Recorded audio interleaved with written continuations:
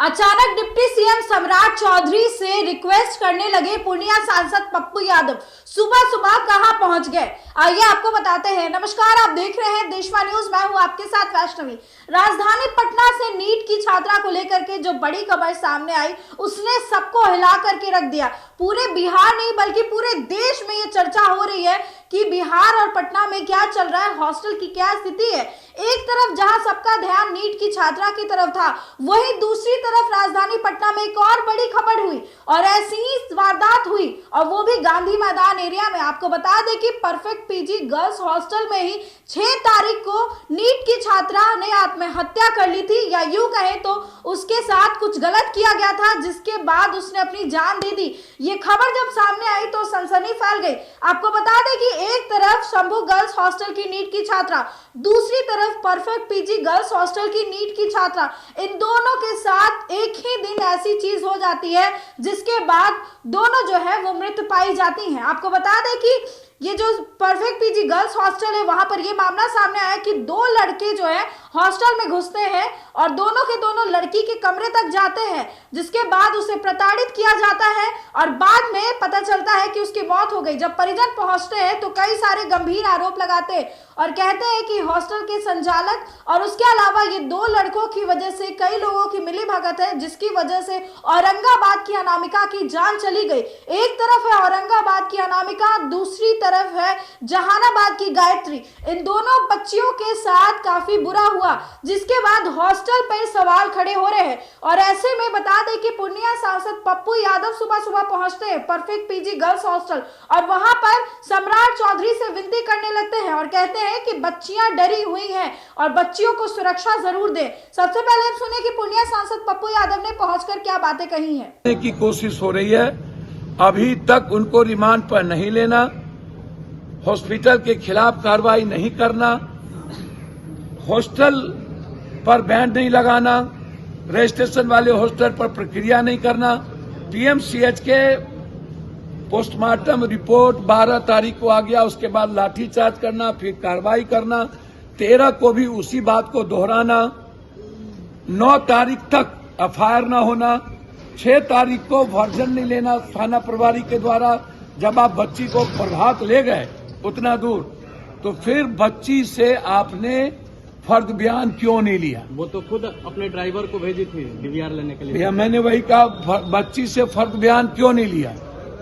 तो प्रमा फैसी में तो साफ दिखता है थाना प्रभारी इसमें इन्वॉल्व है, तो आपको सस्पेंड करने में क्या दिक्कत? और इतने बड़े हीनियस क्राइम में आप जो 12,000 की नौकरी करता था 100 करोड़ का हो गया, और 22 19 हॉस्टल है।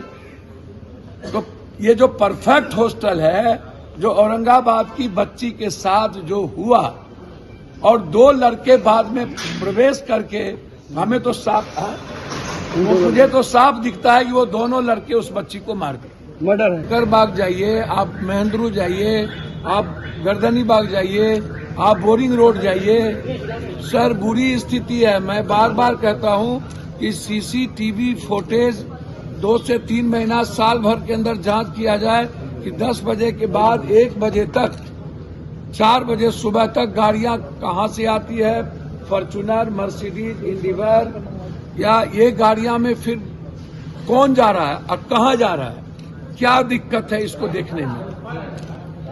9 बजे के बाद बच्चियां कहां निकलती हैं, इसके पीछे कौन है? मैंने कई बार कहा कि लगभग पैसे वाले, लगभग लॉज का बेटा दलाल है, लगभग लॉज का मालिक दलाली करता है।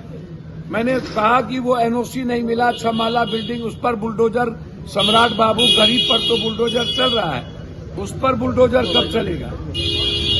ये लॉजेज पर बुलडोजर आपके कब चलेंगे, जिसका कोई रजिस्ट्रेशन नहीं है, कोई निगरानी नहीं है।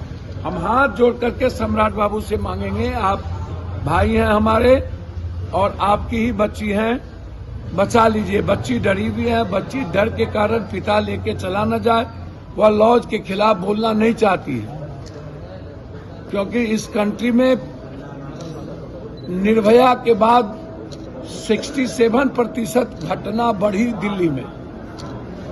आप इसको समझिए।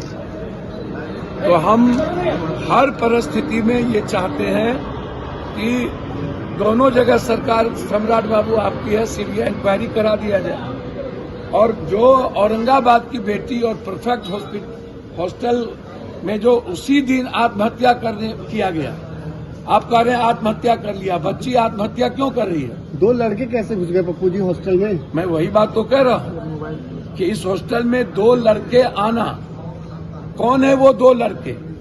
मैं धन्यवाद दूंगा आपको और सारे चैनल को। मैं सरकार से पूछना चाहता हूं, पीएमसीएच पर आपका भरोसा क्यों उठ गया? 5,000 करोड़ रुपया लगा करके पीएमसीएच से भरोसा उठ गया।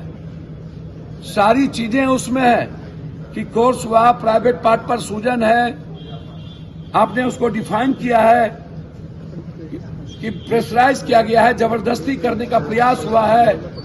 आप ही लोग कह रहे हैं, हम तो कुछ नहीं बोल रहे हैं। हम तो सिर्फ इतना कह रहे हैं कि ना तो आप थाना प्रभारी को सस्पेंड कर रहे हैं, ना रिमांड ले रहे हैं, ना कपड़े का पता है, ना आप अस्पताल, वो हार्ट अस्पताल था वहां क्यों ले गए, राजश्री हॉस्पिटल में क्यों नहीं ले गए?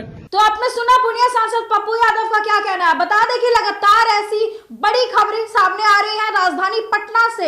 एक तरफ नीट की छात्रा गायत्री, दूसरी तरफ नीट की छात्रा अनामिका, दोनों की ही 6 जनवरी को मौत हो जाती है और इल्जाम लगाया जाता है हॉस्टल के संचालक पर। और ये कोई छोटी मोटी बात नहीं है, पूरा गोलमोल है, बहुत सारी चीजें अंदर चल रही है। एक तरफ शंभू गर्ल्स हॉस्टल है जिस पर अभी तक बुलडोजर नहीं चला।